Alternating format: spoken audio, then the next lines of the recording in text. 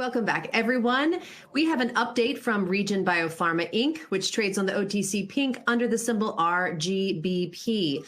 It's a biotech company focused on developing innovative treatments using autologous cell therapies, RNA and DNA-based immunotherapy, and small molecules in the immune-oncology and autoimmune disease space. Please welcome President and CEO David Koos, as well as Senior Scientific Consultant Harry Lander. Nice to see you, gentlemen. Oh, good to see you too. It's all good, ready to go. We're excited. Great. Take it away, David. Okay. So this morning, what I want to do, since this is a 10-minute update, we're going to go back and forth with Harry on the previous two studies, a little overview there, and then we'll get into what we're currently working on. So with that, Harry, do you want to jump in there with both feet? Yeah, sure. Thanks, David. So many of you may be familiar with our DuraCAR program. Let me just go back a little bit for those of you who may not be as up to date as others. So we initiated the DuraCAR program, which is a CAR T cell designed with a innovative CAR, chimeric antigen receptor, that we have a patent application pending on. And the reason it's innovative is that one end of it, which sticks out of the T cell, directs the T cell towards a cancer cell, and the interior part of it expresses an inhibitor for one of the genes that we are focused on, called NR2F6. Many of you have heard this story. So the idea is that by genetically inhibiting NR2F6 in these T cells, we would take the brakes off the T cells, because this NR2F6 is a checkpoint, and allow the T cells to attack actively cancer cells. So we designed a series of experiments, hired a contract research organization, a CRO, to perform those experiments. And the first batch of experiments, they were quite surprised with the results, in that rather than inhibiting the NR2F6 expression in the cell, the mRNA, we actually ended up activating it by trying to inhibit it with this chimeric antigen receptor. So it was a curious result, but those were the data. You can't argue with data. But it was such an odd finding. We just elected to hire a second contract research organization with no relationship to the first one, in fact, in a different country. And they redid those experiments and got exactly the same results. So you have to believe the data. So we believe that we are activating NR2F6 with this approach rather than inhibiting its expression, which is very interesting, because that potentially, because inhibiting NR2F6 should and does create these very active T cells, overexpressing NR2F6 should have the opposite effect. It should suppress these T cells. So it opens up a potential large space of autoimmunity. So that's kind of what those two studies yielded for us, a potential new use for the DuraCAR T cells. Now we're getting ready to go, or we're in the middle of this follow-on study, right? Absolutely. So we want to now ask the question, do these DuraCAR T cells, which are overexpressing NR2F6, are they immunosuppressive? So we've designed a series of pretty complicated experiments to answer that question, but it's also going to answer the question whether these DuraCAR T cells are either immunosuppressive or do they kill tumors, which was our original idea. And the experiments are done, we're not doing them in mice yet. First, we're doing them in vitro. And it's really kind of a three-step process. So the first step, the CRO has to remanufacture those CAR T cells. And then we will do those in vitro studies to determine whether those CAR T cells are in fact inhibiting other immune cells, or if they are actually killing the tumor cells. And Let me then jump in there real quick, Harry. Yeah, of course. So, how long does it take them to get all these T cells ready for the study? Manufacturing. Yeah, so Yeah. the manufacturing process will take approximately 8 weeks. They recently started that process, so we're in December. So yeah, I would say by early February, those cells should be manufactured and characterized. And then the second part, the in vitro studies, those go much faster, and they should be done in a matter of maybe 3 weeks, something like that. Maybe by the end of February, early March, we should have those results.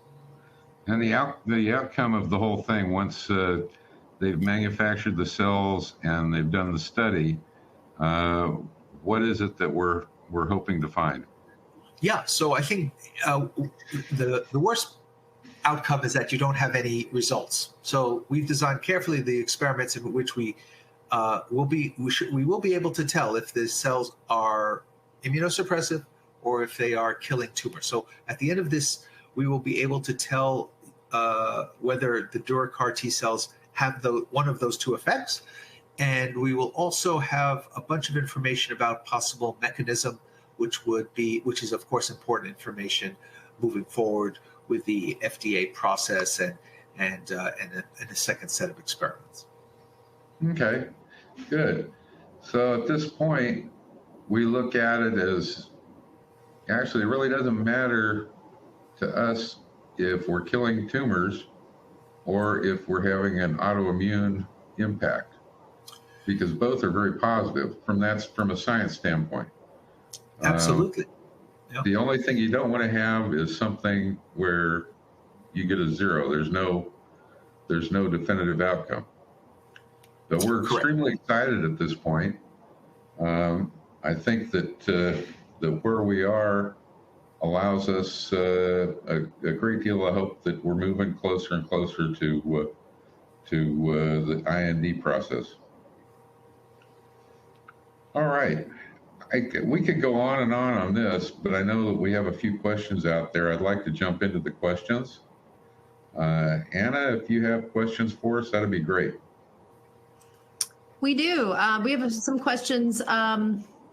So Greg asks, are you concerned if the selling pressure continues, we could head back into the 50-cent range? So talk a little bit about the price point where you're at now. Well, I think the price point where we're at now, I think we've had probably some, I have no way of knowing, but it seems like we're probably having some tax loss selling. I think that, I don't personally have any control over the stock market, so I can't tell you if it's going up, down, sideways. What I do know is that the things we have in the hopper for science at some point should have an extremely positive impact on what the company does.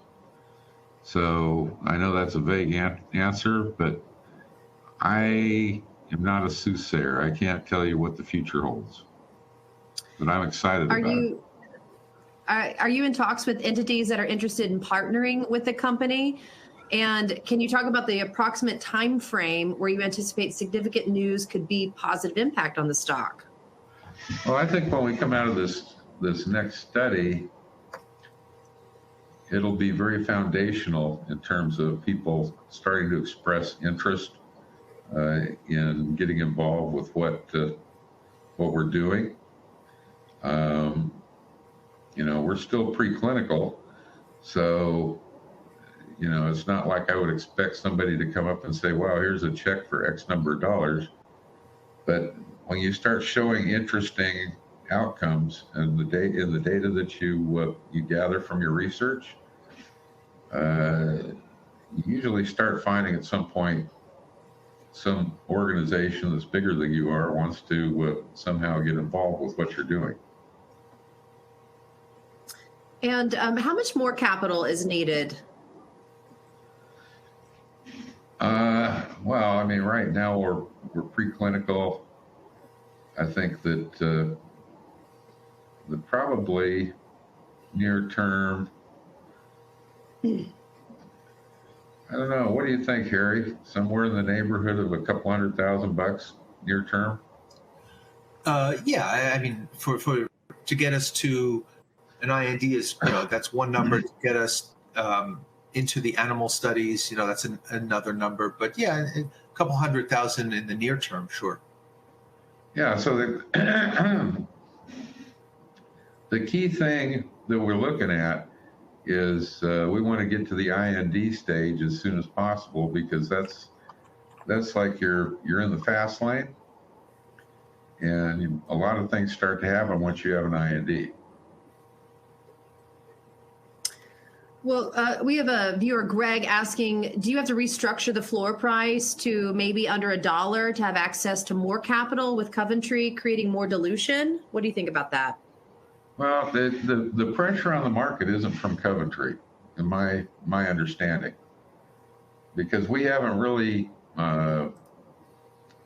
utilized the put feature in the agreement with them that extensively. I mean, there's been small puts that we've put to them, like anywhere from 16,000 shares to I don't know, a maximum of, I think we did one for something around 30,000 shares.